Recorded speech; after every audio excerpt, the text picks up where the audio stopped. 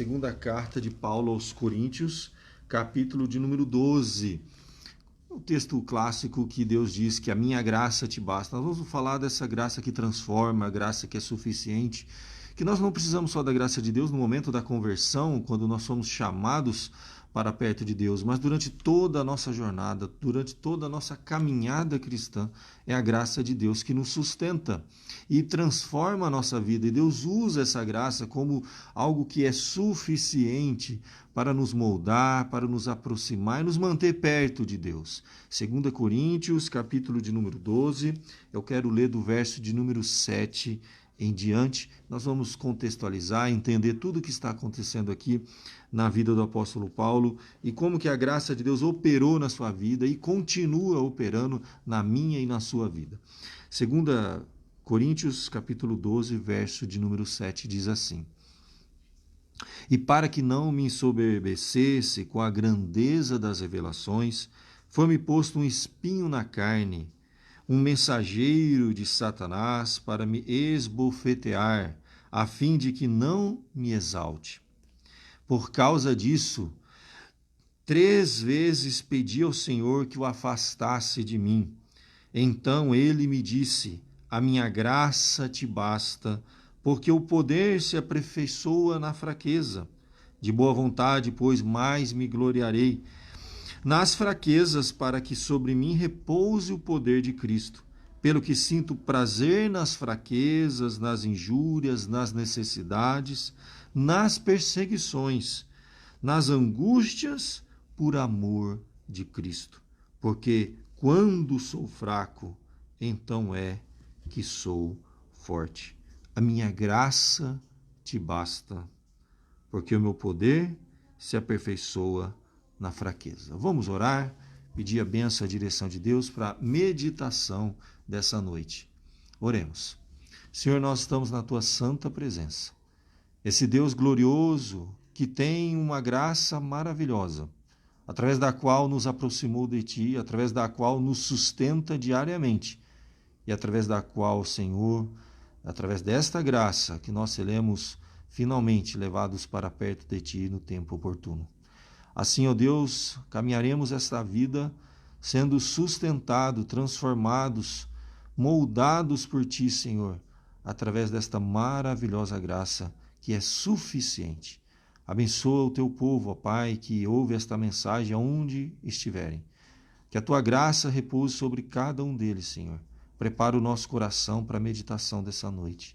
Que o livro santo, sagrado, Senhor, que teu Espírito, ó Pai, apesar de nós, pecadores, tão falhos, tão limitados, Senhor, que a nossa limitação não impeça, ó Deus, não nos impeça de ouvir a tua voz essa noite. É o que eu te peço, em nome de Jesus. Amém. Meus irmãos, é importante a gente entender o contexto da passagem, mas também o contexto da vida do apóstolo Paulo. Quando nós falamos do espinho na carne do apóstolo Paulo, é importante nós lembrarmos quem foi o apóstolo Paulo. Eu sei, todos conhecem o apóstolo que escreveu, foi o que mais escreveu livros, cartas no Novo Testamento, o apóstolo Paulo, que foi usado de forma extraordinária para fazer milagres, prodígios. O apóstolo Paulo é realmente uma figura muito importante na fé cristã e usado como instrumento de vaso de barro extraordinário nas mãos de Deus. Toda a glória seja dada a Deus. Mas é interessante nós entendermos um pouquinho sobre a vida do apóstolo Paulo. Há uma passagem que eu convido você, se estiver com a Bíblia na sua casa aberta, a ler e entender quem foi o apóstolo Paulo, aonde foi a formação dele, a base da vida dele, como Deus preparou esta pessoa para futuramente usá-la. Lá no livro de Atos, capítulo 22, o próprio apóstolo testemunha da sua história, a sua vida, muito interessante, quando ele diz assim: eu sou judeu, nasci em Tarso da Cilícia, mas criei-me na cidade e aqui fui instruído aos pés de Gamaliel, segundo a exatidão da lei de nossos antepassados, sendo zeloso para com Deus, assim como todos vós o sois no dia de hoje. Persegui este caminho até a morte, prendendo e metendo em cárceres homens e mulheres, de que são testemunhas o sumo sacerdote e todos os anciãos. Destes recebi cartas para os irmãos, e ia para Damasco no propósito de trazer manietados para Jerusalém os que também lá estivessem, para serem punidos. E aqui então ele vai continuar falando da sua conversão. O que eu quero ver aqui com o apóstolo Paulo, com você, é como que Deus usou esta figura. Ele se identifica como um judeu e há uma passagem que ele vai se identificar como da tribo de Benjamim. Isso é importante a gente compreender a formação dele, a base familiar, a base cultural, a base religiosa dele, como Deus talhou essa vida e preparou para ser usado de uma forma extraordinária. Você sabe que Benjamim era a tribo guerreira. Os salmos falam assim, estamos atrás de Benjamim, ou seja, durante as guerras, o Senhor dos Exércitos, é o que identificamos no Antigo Testamento, a tribo que ia na frente era a tribo de Benjamim. Então, havia toda uma cultura na formação dessa tribo. Eles eram os guerreiros. Então, você tem que entender que o apóstolo Paulo ele foi já formado desde o seu berço, a sua formação familiar, esse espírito guerreiro, esse espírito de luta. É isso que forja o caráter, é isso que forja a personalidade do apóstolo Paulo. E como ele diz aqui, ele nasceu em Tarso, né, da Cilícia, mas ele foi criado em Jerusalém aos pés de Gamaliel. Quem era Gamaliel?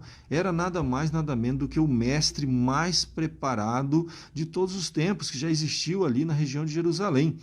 Ele, na verdade, naquela época, eles não tinham uma formação como nós, ir para uma faculdade. Não, era assim, o mestre escolhia, fazia uma entrevista com um discípulo, um potencial discípulo, se ele visse ali potencial para passar os seus conhecimentos, os seus ensinamentos. Então, Gamaliel foi um mestre que selecionava com muito critério os seus discípulos, e ele escolheu Saulo, antes ainda de ser Paulo, vamos chamá-lo de Saulo. É porque ele viu certamente ali muita garra, muita determinação e muito potencial. Então, ele foi criado aos pés, diz aqui o texto sagrado, aos pés de Gamaliel. Dá a entender que ele conviveu muitos anos com o maior mestre de Jerusalém. Ele teve a melhor e a mais avançada capacitação, vamos dizer assim, que poderia ter naquela época. Era um homem, então, que tinha formação de berço, ele tinha um lar que já forjou nele essa garra, essa determinação, esse espírito guerreiro. Ele teve a melhor formação, digamos, acadêmica que alguém poderia ter naquela época. E ainda há um texto sagrado que vai dizer algo interessante. Quando a gente lê, por exemplo, a palavra de Deus nos fala em Filipenses, capítulo 3, quando ele vai dizer da sua... verso de número 4, ele vai dizer ainda da sua formação, ele ainda diz assim, olha, se alguém poderia confiar na carne, muito mais eu. Ele diz no verso 5, fui circuncidado ao 8º dia, da linhagem de Israel, da tribo de Benjamim, hebreu de hebreus, segundo a lei fui fariseu, segundo o zelo, perseguidor da igreja, segundo a justiça que há na lei, irrepreensível. E além de tudo, ele foi formado pelos fariseus. O fariseu era o grupo mais, vamos dizer assim, zeloso que existia, segundo a lei, segundo os ritos e tudo aquilo que o judaísmo oferecia. Então nós temos aqui uma personalidade marcante, forte, alguém que tinha uma força, alguém que Deus já havia talhado e preparado para ser usado como instrumento. Mas por que estou falando tudo isso sobre a vida do apóstolo Paulo? Até a própria conversão dele, é importante nós lermos um pouquinho sobre a conversão dele. Ele mesmo continua falando sobre a sua conversão, quando ele disse no capítulo 22 de Atos, eu continuo, o verso de número 6. Ora, aconteceu que indo de caminho e já perto de Damasco, quase ao meio-dia, repentinamente, grande luz do céu brilhou ao redor de mim. Então caí por terra, ouvindo uma voz que me dizia, Saulo, Saulo, por que me persegues? Perguntei, quem és tu, Senhor? Ao que me respondeu, eu sou Jesus, o Nazareno, a quem tu persegues. Os que estavam comigo viram a luz, sem contudo perceber o sentido da voz de quem falava comigo. Então perguntei, que farei, Senhor? E o Senhor disse, levanta-te, entra em Damasco, pois ali te dirão acerca de tudo o que te é ordenado a fazer. E tendo ficado cego por causa do fulgor daquela luz, guiado pela mão dos que estavam comigo, cheguei a Damasco. E aqui então ele relata a própria conversão dele. Então você tem aqui um relato dramático da vida dele, que teve uma formação extraordinária, desde do seu berço, a formação religiosa, da tribo de Benjamim, formado aos pés de Gamaliel, uma conversão extraordinária.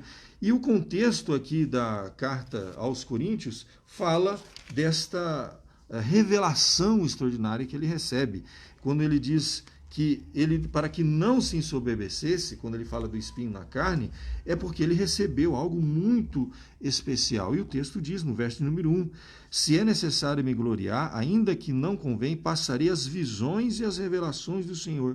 E ele começa a relatar, então, além de tudo, as grandes revelações que ele recebia como apóstolo.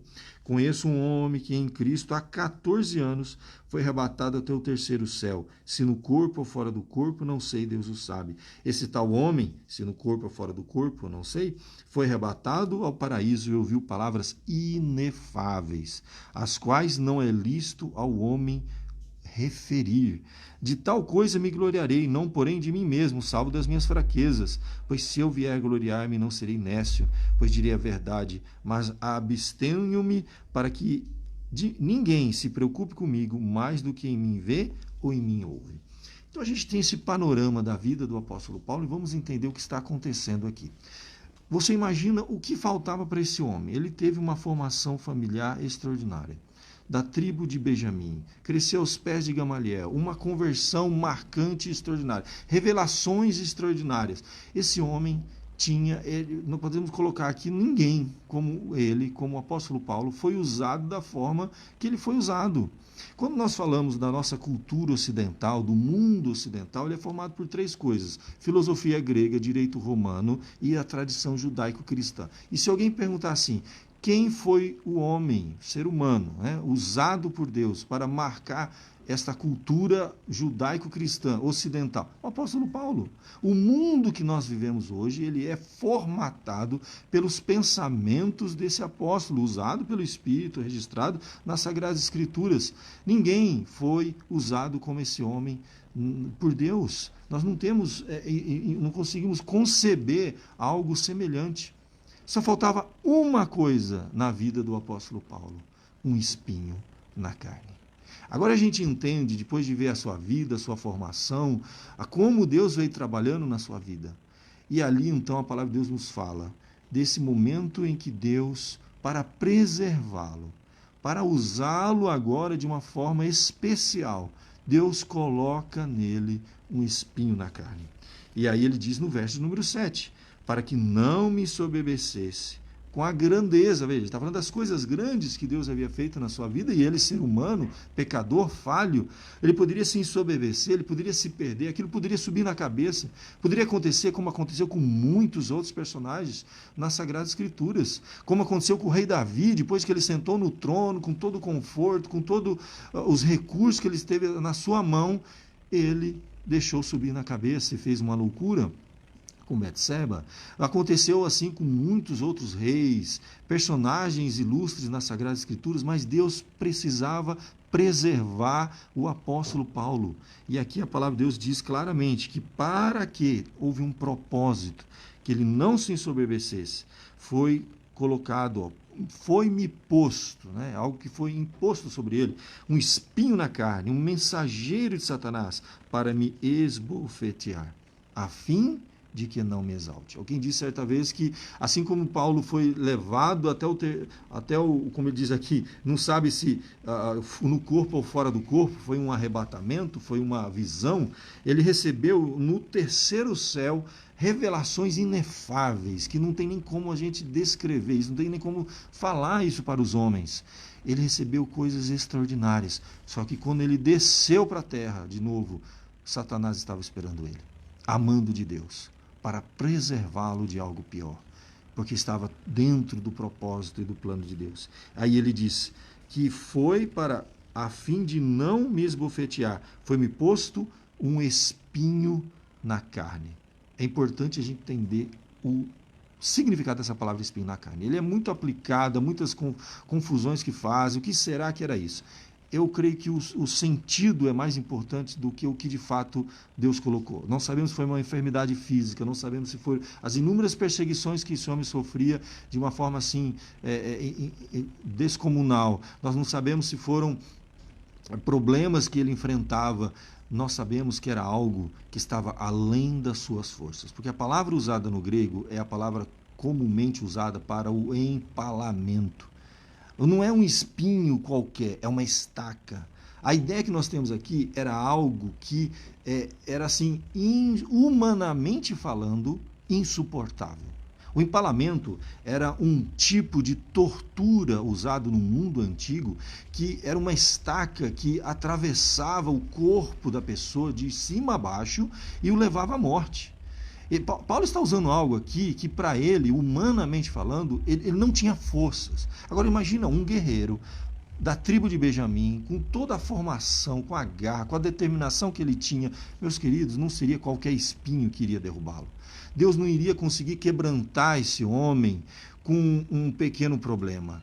Foi necessário, e por isso ele usa esse termo, um espinho na carne, a ideia do empalamento, de uma estaca que atravessava os homens e tiravam a sua vida. Foi colocado algo que literalmente impedia ele de viver com as suas próprias forças. A verdade que nós podemos dizer é que a vida do apóstolo Paulo é dividida aqui. Havia um apóstolo antes dessa estaca, eu vou falar estaca para a gente não esquecer, e outro apóstolo depois dessa estaca. Na verdade, são coisas que Deus permite na nossa existência, que marcam a nossa história, e nós nunca mais seremos os mesmos. Daqui para frente, Paulo não consegue mais viver com as suas próprias forças. Daqui para frente, ele precisou aprender a depender de Deus de uma forma diferente do que ele dependia até então. Então, o que nós temos nesse momento na vida de Paulo é uma divisão de águas. Apóstolo Paulo antes do espinho na carne, apóstolo Paulo depois do espinho na carne. E olha que essas revelações foram dadas a ele há 14 anos antes de escrever a carta aos Coríntios. E dá a entender que o espinho foi colocado logo em seguida. Então já tinha 14 anos que ele carregava essa dor contínua, constante, insuportável. Humanamente falando, ele não tinha forças para levar adiante a sua vida, diante daquele problema que Deus colocou na sua vida. Nós não sabemos exatamente o que era. É algo comparado com o empalamento, uma das torturas mais terríveis que os homens poderiam impor sobre os seus inimigos. E Deus permitiu isso na vida do apóstolo Paulo. E aqui então ele vai passar por um momento, não é à toa que a palavra de Deus nos diz, que ele então por causa disso, porque é algo que ele não estava suportando, ele não ia suportar, ele não conseguia imaginar viver com aquilo. E de fato seria impossível, essa que é a ideia do espinho na carne.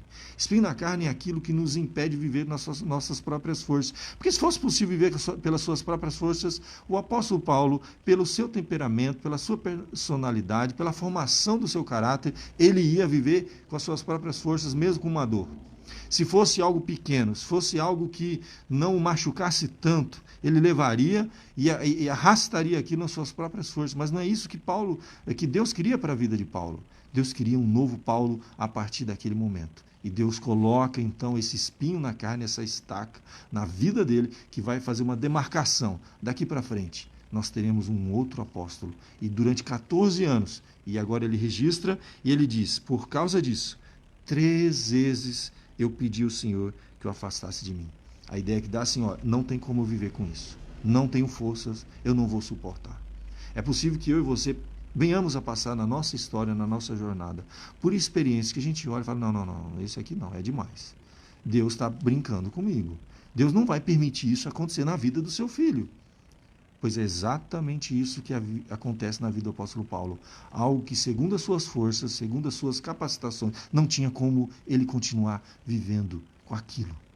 A ideia que nós temos é mais ou menos isso. Ele tinha que morrer para que Deus vivesse através dele. E é literalmente isso que acontece. Ele vai, em inúmeros textos sagrados, expor isso.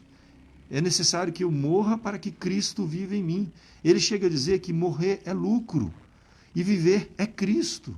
Na verdade, meu querido, a graça maravilhosa de Deus que nos chama na conversão, ela vai ser importante em todos os momentos da nossa jornada. E aqui nós vamos ver como que Deus vai trabalhar na vida de Paulo, colocar ele diante de uma circunstância que ele não tinha condições de continuar caminhando com as suas próprias forças, e ali então ele pede ao Senhor, ele pede ao Senhor, ele pede que Deus tire, que Deus afaste. E aí a resposta clássica que todos nós conhecemos, quando a palavra de Deus registra assim, Jesus mesmo diz para Paulo, a minha graça te basta, porque o meu poder se aperfeiçoa na fraqueza. Então aqui, meus queridos, nós podemos compreender e, de alguma forma, aplicar isso na nossa vida. Sabe aquele tipo de problema que muitas vezes nós enfrentamos, que nós olhamos para ele e falamos assim, não, eu não tenho força para isso. Eu não tenho como viver com isso. É esse tipo de problema que Deus coloca para marcar a sua vida. Daqui para frente, você não vai mais ser a mesma pessoa. É isso que Deus disse para Paulo, e dali para frente Jesus está dizendo assim, não, é isso mesmo, você vai ficar com esse espinho. E já faziam 14 anos que ele carregava aquele espinho na carne. E ele pôde agora testemunhar para a igreja em Corinto, registrar nas Sagradas Escrituras, para que eu e você, hoje, em pleno século XXI, no meio de uma pandemia, em circunstâncias adversas que estamos vivendo, possamos nos consolar, nos confortar e também buscar essa graça suficiente de Deus, que molda, que transforma, que sustenta, mesmo diante das maiores dores, das maiores perdas, das experiências mais difíceis que nós possamos passar aqui na nossa jornada. A minha graça te basta, porque o meu poder se aperfeiçoa na fraqueza. A ideia literal aqui é que ele se tornou fraco. Aquele guerreiro da tribo de Benjamim, com a melhor formação acadêmica que um homem podia ter na sua época, com uma garra, como ele mesmo diz, ele ia atrás dos cristãos, ele perseguia, zeloso, religioso, com todo aquele aparato. Parece que Deus chacoalhou aquela árvore, as folhas caíram, só ficou os galhos secos, e Deus agora vai usar como instrumento. Então, na verdade, o que a gente pode entender na vida do apóstolo Paulo durante aqueles 14 anos, todas as cartas só foram escritas por causa do espinho na carne. As milhares de conversões, vidas transformadas, o mundo marcado por um homem que não tinha uma vida sustentada pelas suas próprias forças mais, mas pela graça de Deus. Então eu posso dizer que quem foi usado por Deus para moldar o mundo que nós vivemos hoje foi um homem fraco, um homem que muito provavelmente devia carregar, não sabemos o que, um espinho, uma dor, uma doença, uma enfermidade, ou não sabemos o que Paulo carregou durante toda a sua vida, daquele momento para frente. Mas sabemos que foi através daquilo que Deus derramou a sua graça abundantemente e usou esse homem de uma forma extraordinária. Eu não tenho dúvida, se eu e você hoje passarmos por algo difícil, algo doloroso, em que nós não conseguimos forças em nós mesmos, é como se Deus estivesse dizendo, a minha graça te basta, porque o meu poder se aperfeiçoa na fraqueza. É Deus nos obrigando a viver na sua dependência, nos obrigando a viver debaixo da suficiência da graça transformadora de Deus. É por isso que ele pode terminar dizendo, agora então, de boa vontade eu posso me gloriar nas fraquezas. Não quer dizer que ele tinha prazer nas dores, na fraqueza. É que ele compreendeu o processo de Deus. É que Deus tirou de fato a força, a garra que ele tinha na sua própria carne. Ele deu algo muito superior. Algo que iria levá-lo para muito mais longe. Ele pode fazer muito mais agora. Ele diz e continua falando assim, para que sobre mim repouse o poder de Cristo. Então, o poder de Cristo na vida dele durante aqueles 14 anos fez do apóstolo Paulo o maior apóstolo que nós temos na Bíblia e, de fato, sem dúvida, um dos personagens mais importantes de toda a nossa fé, de toda a fé cristã. E comparado com o Antigo Testamento, com poucos personagens Deus usou de tal forma. Quem sabe Moisés, que também, da mesma forma, foi alguém que teve uma formação extraordinária, foi usado por Deus para lançar as bases de toda a revelação, o Pentateuco. Eu posso comparar assim, se tiver alguém no Antigo Testamento que foi instrumento poderoso nas mãos de Deus, foi Moisés, por exemplo, que foi também moldado, foi quebrantado durante 40 anos. ele foi levado para a terra dos midianitas, vivendo no deserto, e ali Deus moldou aquela vida para usá-lo. Então é assim, meus queridos, nós não temos dificuldade nenhuma de entender que foi Deus que usou esse instrumento doloroso na vida de Paulo, comparado aqui até com um instrumento de tortura, mas que transformou aquele homem no homem que nós temos nas Sagradas Escrituras e fez algo assim humanamente impossível de se fazer. Nenhum homem poderia fazer o que Paulo fez se não fosse a graça e o poder de Deus operando na sua vida. Então, meu querido, diante das adversidades, das lutas, dos embates, você pode falar como Paulo disse, porque quando sou fraco, então é que sou forte. Experimente essa graça transformadora, poderosa, que muitas vezes Deus permite em nossa vida circunstâncias que nos quebram como um vaso, mas para nos fazer um vaso novo, para nos usar de forma extraordinária. Que a graça de Deus esteja sobre a sua casa, a sua família, que a graça de Deus seja o que te sustente durante toda a tua jornada. Ela nos molda, ela nos faz um vaso novo, e assim Deus irá, e Ele quer nos usar para a sua glória. E eu quero encerrar essa mensagem com uma música linda que nos fala justamente disso, que nos fala desse vaso novo. Deus quer nos moldar e nos fazer um vaso novo. Ouça essa música, preste atenção nessa letra e pense que Deus pode fazer isso na minha vida, na sua vida, nos quebrantar muitas vezes em momentos importantes da nossa história, da nossa existência, mas não com o propósito de nos destruir, mas de nos moldar, nos fortalecer e nos agraciar de uma forma muito especial.